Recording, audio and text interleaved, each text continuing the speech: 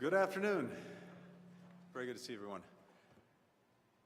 As Secretary of State, my job is to ensure that our foreign policy delivers for the American people. To achieve that, we have to recruit and retain a workforce that truly reflects the American people. Diversity and inclusion make our diplomatic team stronger, smarter, more creative, more innovative. Because we're operating in a diverse world, and America's diversity is a source of strength that few countries can match. When we fail to build a team that reflects America, it's like we're engaging the world with one arm tied behind our back. And as President Biden has made clear, prioritizing diversity, equity, inclusion, and accessibility is also a national security imperative. We've got our work cut out for us. The State Department simply isn't as diverse and inclusive as it needs to be. The numbers speak for themselves. Last year, the Government Accountability Office found that racial or ethnic minorities in the Department's civil service were up to 29% less likely to be promoted than their white peers with similar qualifications. The report also found that the higher up you went in the department, the lower the proportion was of women and racial or ethnic minorities. In other words, up in rank, down in diversity. There's been a lot of attention focused on what's happened with diversity and inclusion in the last few years, including the alarming lack of diversity at the highest levels of the State Department. But the truth is, this problem is as old as the department itself. It's systemic. It goes much deeper than any one institution or any one administration. And it's perpetuated by policies, practices, and people to this day. That's why we've got to grapple with the problem of unequal representation and its root causes out in the open. We can't sweep it under a rug and pretend it doesn't exist. This work is hard, it can be painful, but it's going to make us better diplomats, and it will help us do right by the people on our team who have for too long waged this battle alone. It'll also show other countries that we're practicing what we preach when it comes to working to advance equality and respect here at home. Today, we're taking an important step in that direction by naming Ambassador Gina Abercrombie-Winstanley as our Chief Diversity and Inclusion Officer, the first in the department's history. I couldn't be happier about having Gina join our team. The CDIO will report directly to me. She'll be empowered to develop a robust framework for fostering diversity and inclusion in our workforce. She'll also be entrusted with aligning and advancing diversity and inclusion efforts across the department. And she'll do it transparently, in a way that holds all of us accountable, including senior leadership, including me, which hasn't happened in the past. The CDIO will help us finalize and then implement our diversity and inclusion strategic plan, which, for the first time, was developed with representatives of every bureau, as well as bureau and post-diversity councils and employee affinity groups. And we'll rigorously track our progress, because talking about our commitment to diversity and inclusion doesn't mean much if we don't show results. We're asking hard questions. What's the full spectrum of diversity we aim to reflect? How do we incentivize and reward progress? How do we hold ourselves accountable when we fall short? And recruitment and advancement are just one part of a much broader challenge. How do we ensure that the voices of people who have often been marginalized and underrepresented are afforded equal weight and respect by their colleagues and by our policymaking process? To change the numbers, we have to change the culture, our norms, our behaviors, our biases. We can't build lasting diversity without first building an environment where all people are valued. That's the foundation. Laying it is going to be hard work, but I consider it one of my greatest responsibilities as Secretary of State. And look, these problems are going to take time to fix. The roots of discrimination, inequity, intolerance all of them run deep, not just in our institution, but in our country. We're in a time of reckoning for our nation. From Me Too to Black Lives Matter, to the recent attacks on Asian Americans, we're grappling with the profound ways that race, gender, and other parts of our identity have so often been grounds for discrimination, dehumanization, and violence, for treating people as less than. The State Department has to reckon with this too, and foster within our building the kind of inclusive environment that we're fighting for out in the world. That starts with being sensitive to the fact that different people on our teams, simply because of who they are, experience what happens in our institution, in our country, and in our world in different ways. That what seems distant or invisible to one person can feel personal and deeply hurtful to another. This is not just the work of the CDIO or any other individual with diversity and inclusion in their title. I want to be crystal clear about this. Promoting diversity and inclusion is the job of every single member of this department. It's mission critical. It demands that each and every one of us reflects on our actions and asks, what more could I have done in the past to make this place more inclusive and respectful toward people who are different from me?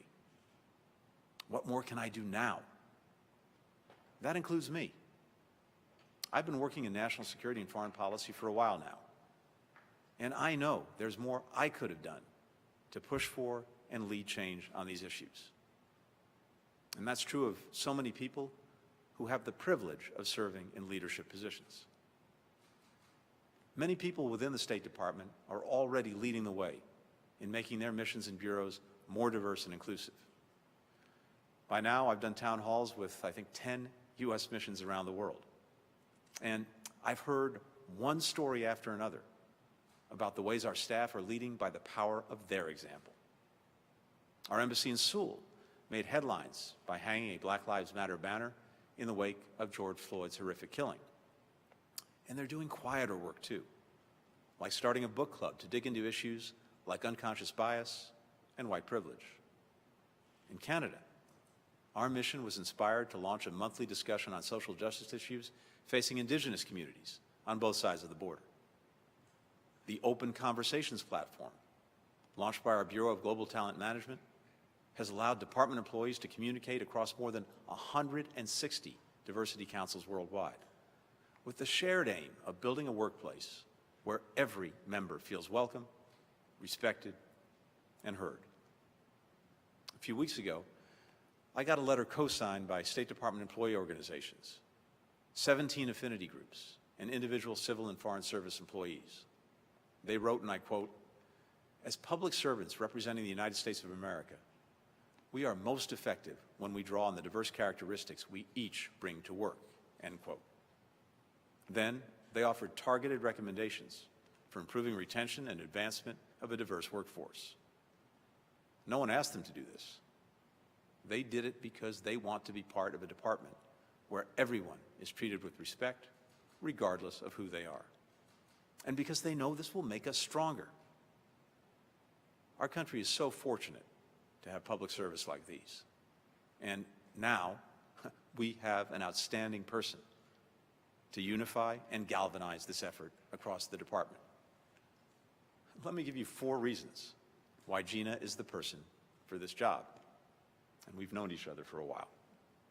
First, Gina has 30 years of diplomatic experience. After joining the Foreign Service in 1985, she served in posts around the world, from Jeddah to Malta, on issues ranging from counterterrorism to gender equality. She knows the department for what it is. Just as important, she knows what it can and should be. Second, Gina has a track record over her career of bringing empirical rigor and fierce urgency to the fight for diversity and inclusion and in pushing for accountability. Third, Gina has consistently been a courageous and outspoken voice on these issues, including by sharing her own experiences of discrimination, harassment, and other abuse in the department. Like when she was told in a briefing for State's Board of Examiners, the institution that selects candidates for the Foreign Service, that, quote, African Americans have cognitive difficulties with large amounts of reading material, end quote. She knows the toll this takes on individuals, but also on the institution. And fourth, Gina is a diplomat who knows there are times when you shouldn't be diplomatic. Like when people are denied an equal shot at rising in their career, prevented from serving our country because of who they are. She won't be afraid to tell us where we're coming up short. She won't be afraid to tell me where we're coming up short. And when she does, it's on us to listen and to act. There's a hallway in Mahogany Row on the 7th floor that leads to my office. It's lined with portraits of former secretaries dating back to Thomas Jefferson.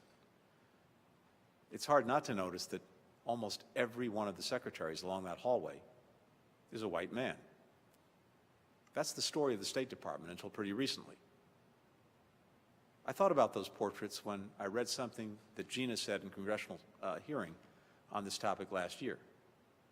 She said, and I quote, I constantly walked into most meetings at State and knew instantly that everyone who should have been there wasn't, end quote. For as long as they've existed, our institutions have been defined not only by who is at the table, but by who wasn't. When the people sitting at our tables don't reflect America, we're losing out. When we allow bias to hold back capable people from developing their skills, building their careers, making their fullest contribution, we are failing to deliver the best team for the American people. We have a responsibility to make sure that everyone who should be at the table is at the table. I can't think of anyone better to move us toward that goal than Gina. I'm so glad she's taking on this mission. Gina?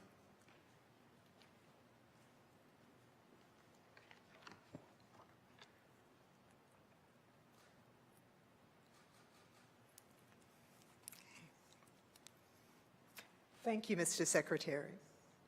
It is a privilege to once again be able to serve the American people by returning to this great institution and its exceptional people.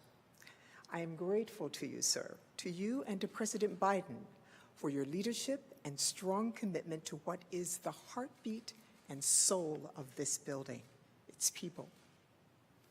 I know the extraordinary talent and experience we have here in the department and in our offices and missions around the world. We will draw on that talent and experience to deepen and amplify the good work the Secretary has noted has already begun. I believe that we, the Department of State, should and can become, in the field of inclusion, a leader. Indeed, we have the talent to become the model for diversity, equity, and inclusion in the workforce. We are at a particular time in America, and the world is watching us. As the Secretary said, we all share in the responsibility to ensure that each of us feels that we are not only having the opportunity to excel, but we are expected to reach our full potential. With our focus now on identifying and implementing the structural changes necessary to bring it about, we will ensure that the Department of State becomes the organization that deserves the devotion, the sacrifice, and the dedication that so many of us have freely given. We can do this. Thank you.